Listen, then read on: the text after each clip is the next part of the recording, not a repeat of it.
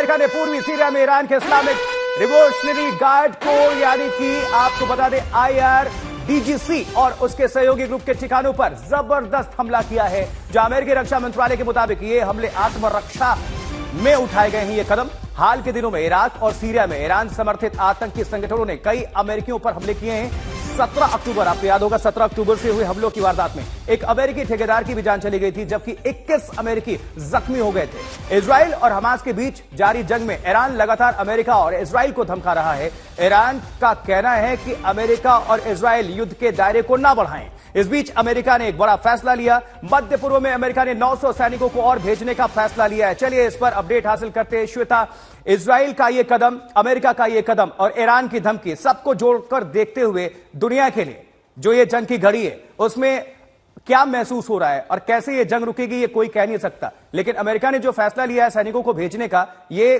कदम क्या कहता है? देखिए, जंग रुकने की तो सबसे पहला कंडीशन ये है कि जो होस्टेज हैं, जो बंधक हैं, उन्हें छुड़ाने को लेकर क्या कदम होता है। और जैसा कि इजराइल की तरफ से कहा ही जा सकता है कि जब तक हमास खत्म नहीं तब तक युद्ध खत्म नहीं।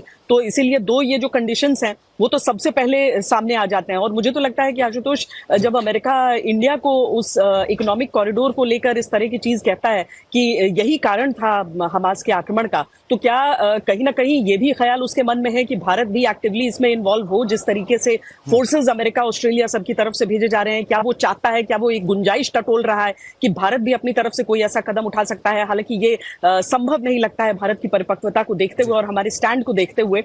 लेकिन जिस तरीके से ये मौजूदगी बढ़ रही है, अभी भले ही आंख दिखाने की बात है कि यहीं पर रुक जाओ, हम यहाँ पर खड़े हो गए हैं, आकर हम तैनात यहाँ पर हो गए हैं।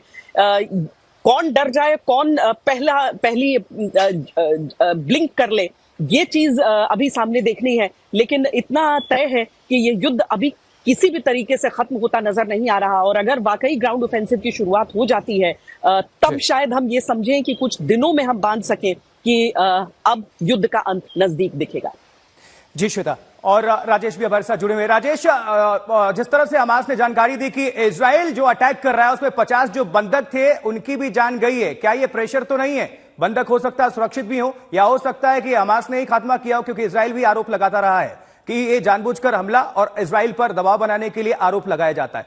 एक बात। दूसरी चीज कि युद्ध को लेकर ओवरऑल 21 दिन हो चुके हैं, इसमें सबसे बड़ी बात क्या है जो आप दर्शकों को अपडेट करेंगे?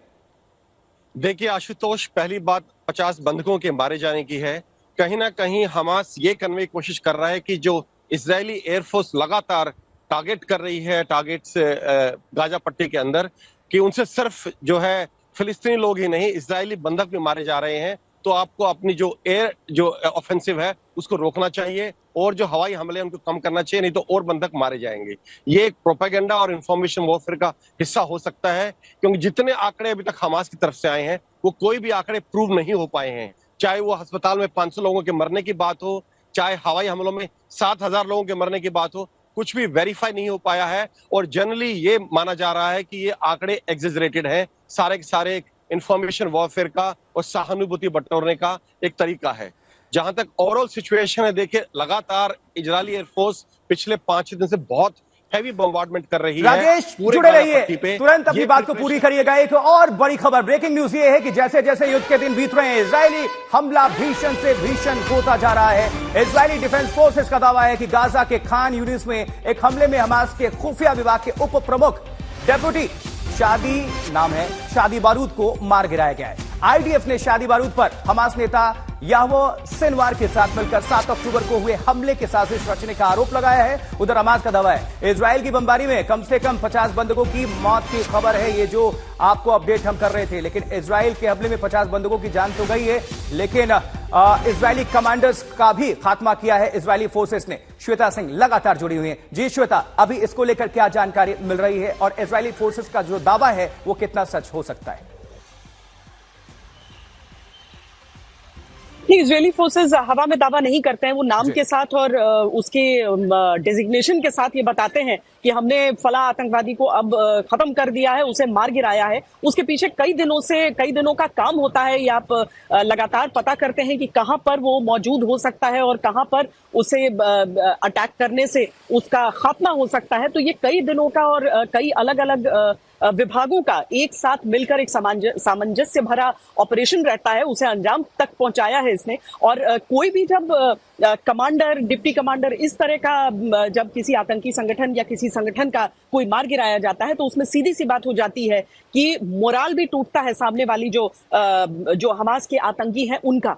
तो ये बहुत बड़ी बढ़त इजराइल की तरफ से और ये स्पष्ट उनकी तरफ से ये जानकारी दी गई है। शुक्रिया श्वेता, आपका इस पूरी खबर पर दर्शकों तक जानकारी पहुंचाने के लिए।